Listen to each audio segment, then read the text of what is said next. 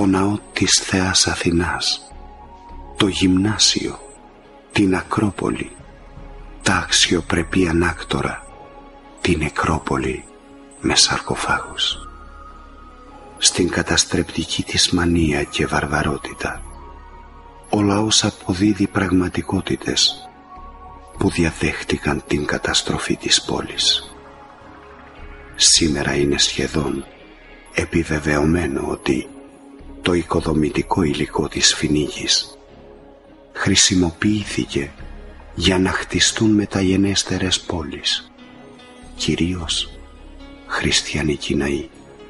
Ο μύθος αναφέρει σχετικά ότι η Μονοβίζα ως ο Κύκλοπας έριχνε τους ογκώδεις λίθους από τη Φινίκη στο Βρωμερό, τοποθεσία 5 χιλιόμετρων δυτικά της αρχαίας Φινίκης, για να βουλάξει τα καΐκια των αντιπάλων της.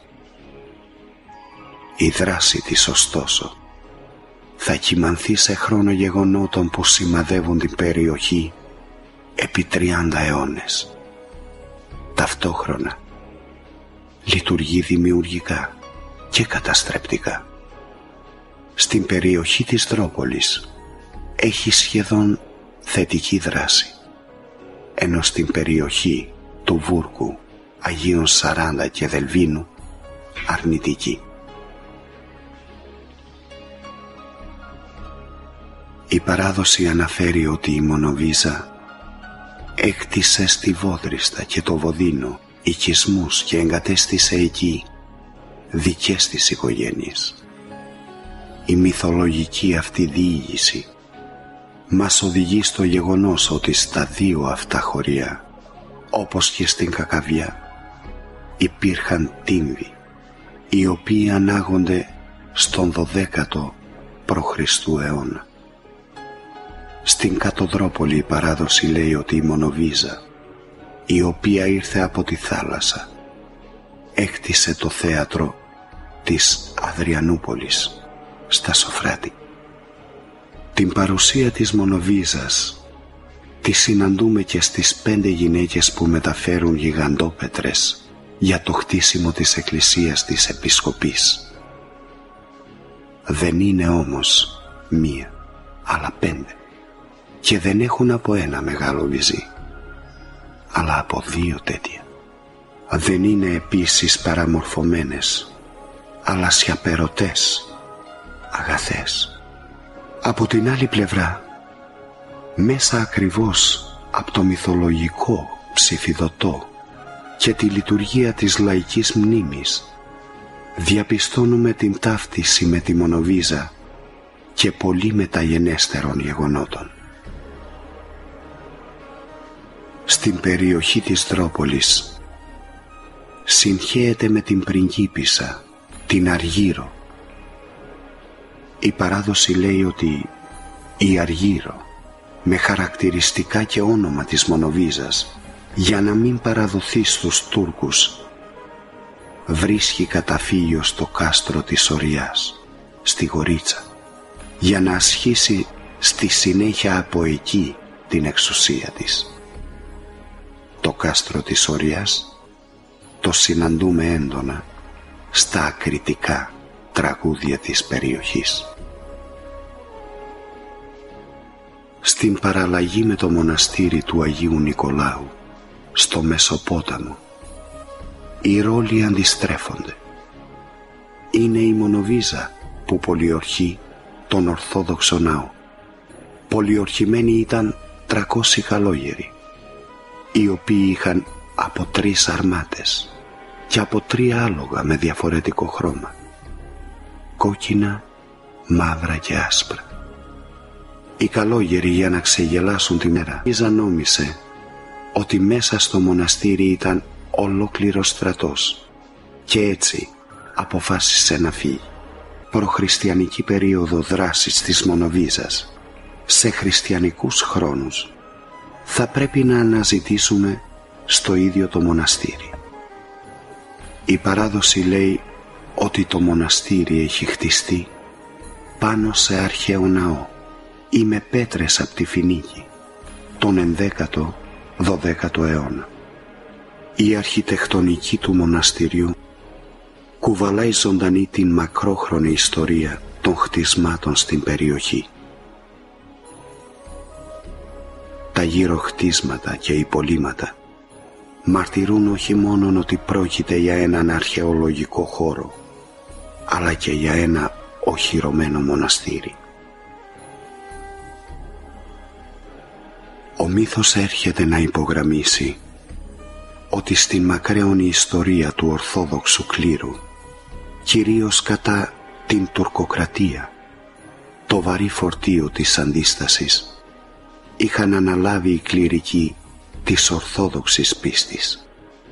Έτσι, η λαϊκή μνήμη και στην περίπτωση αυτή αδιαφορεί για την ιστορική ανακρίβεια και καταπιάνεται από την ουσία του μύθου της αντίστασης.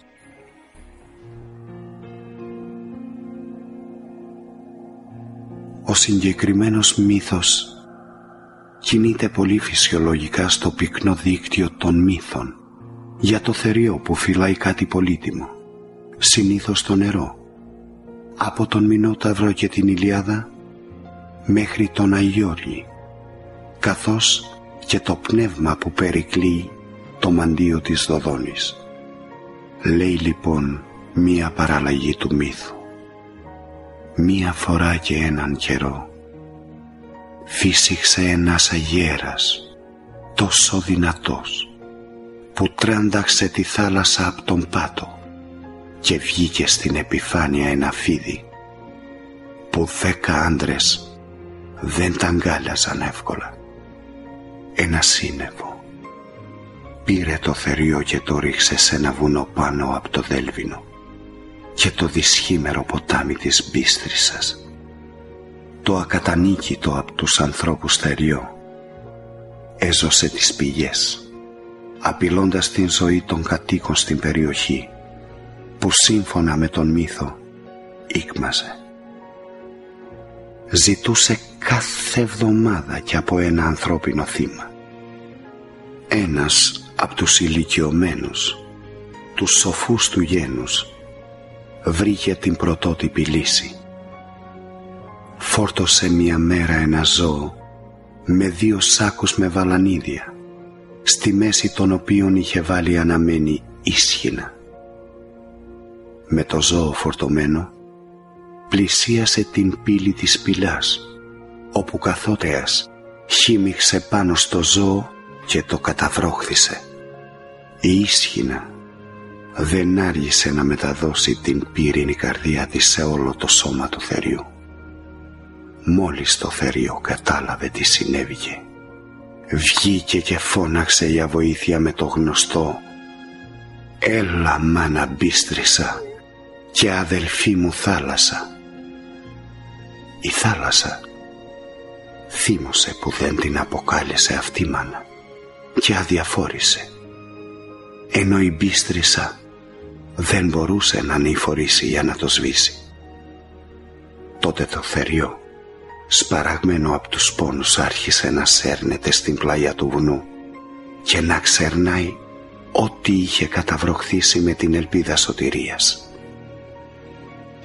Ήταν όμως μάταιη η προσπάθεια. Ακόμα και σήμερα υπάρχουν 2 σειρές με δέντρα στο γυμνό πλάι του βουνού πάνω από το Γαρδικάκι και την Πετσά.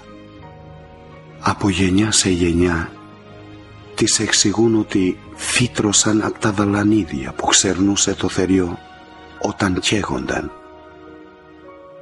Τα δέντρα ούτε μεγαλώνουν, ούτε πληθαίνουν, ούτε εξαφανίζονται. Έκδηλη η σχέση έστω από αρνητική πλευρά με το μαντίο της Δοδόνης. Πιο έκδηλη με τον Μινόταυρο και το κατόρθωμα του Οδυσσέα στην Ηλιάδα. Η επικοινωνία με την Ηλιάδα έχει σχέση με το κοινό μέσο που χρησιμοποιείται για την επίτευξη της νίκης. Η πτώση της Τρίας επιτυγχάνεται μέσω του δούριου ύπου. Στην περίπτωση του μύθου χρησιμοποιείται το τοπικό ζώο. Στις 2 περιπτώσεις Η διείσδυση της καταστρεπτικής δύναμης στην καρδιά του αντιπάλου είναι όμοια. Στην περίπτωση της Τρίας, τη δύναμη αυτή αποτελούν οι πολεμιστές στην κοιλά του δούριου ύπου. Στην περίπτωσή μας είναι η φωτιά που περικλείουν οι σάκοι με τα βαλανίδια.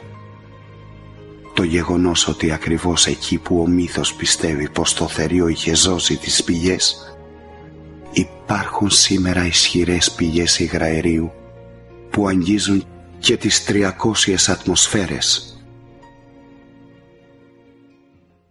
Η λαϊκή παράδοση θα μεταφέρει το μύθο στις επόμενες γενιές του εδώ Υπηρώτη.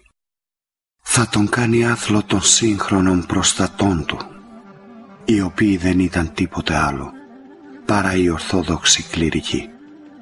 Ο μύθος της Ορονιάς προβάλλει τον προστατευτικό ρόλο του Αηδονάτου προς της Ορονιάς Θεσπρωτείας. Για να απαλλαγούν από το θεριό που κατασπάραζε την περιοχή, ζήτησαν σωτηρία από τον επίσκοπο της Βρύνας, τον Δονάτο, ιστορικό πρόσωπο που έζησε τον 5ο αιώνα. Ο επίσκοπος Δονάτος ανταποκρίθηκε. Με κερί από το μοναστήρι έφτιαξε ένα μεγάλο κέρινο βόλο. Όταν έφτασε στην πύλη του θεριού, αμόλυσε στη σπηλά τον όγκο του κεριού. Το νηστικό στοιχείο προσπάθησε να καταπιεί. Κόλλησε στα σαγόνια του και αχρίστεψε τα κοφτερά δόντια του. Μόνον τότε ο επίσκοπος Δονάτος φύτεψε το κοντάρι του στα σπλάχνα του θεριού. Στην περίπτωση του Ακάκιου, το ίδιο θεριό θα εξολοθρευτεί με τη χρήση της δύναμης του Ορθόδοξου Σταυρού. Κατά τη λαϊκή μνήμη, ο Ακάκιος έζησε τον 11ο αιώνα και η δράση του σχετίζεται με το μοναστήρι της Τσέπο, λίγο πριν παραλάβει το θρόνο της επισκοπής Δριουνοπόλεως. Την σχετική εικόνα θα συναντήσουμε στη συνέχεια στη μορφή του Αγιώργη, του οικείου τοπικού Αγίου, καβάλα στο άλογο να σκοτώνει το στοιχείο.